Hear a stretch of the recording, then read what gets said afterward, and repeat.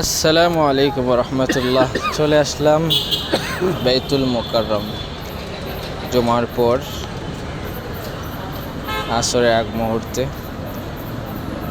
চারিদিকে সবাই আছে, পাশাপাশি এই মুহূর্তে আসছি বইমেলায়, আন্তর্জাতিক ইসলামী বইমেলায়। একজনের সাথে সাক্ষাৎ হচ্ছে, দেখা হচ্ছে। আলহামদুলিল্লাহ, ভালোই লাগতেছিল।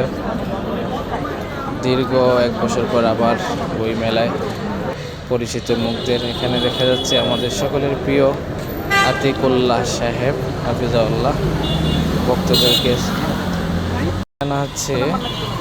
আন্তর্জাতিক যেই লাইব্রেরিগুলা বসেছে, সেই লাইব্রেরিগুলো এখানে আছে। এখানে পাকিস্তান, নেপাল, মিশর, বিভিন্ন কয়েক দেশের মাকতাবাতগুলো এখানে আছে। সবাই অপেক্ষা করতেছিলেন আমিরে মজলিস আল্লামা মামুনুল হক হাফিজাহুল্লাহ আসবেন বইমেলায়। সেই খবর সংবাদ শুনে ভিড় জমেছিল আজকে বইমেলায়। সর্বশেষ অপেক্ষার প্রহর শেষ হলো। আল্লামা মামুনুল হক হাফিজাহুল্লাহ মেলায় আসলেন, দেখা হলো।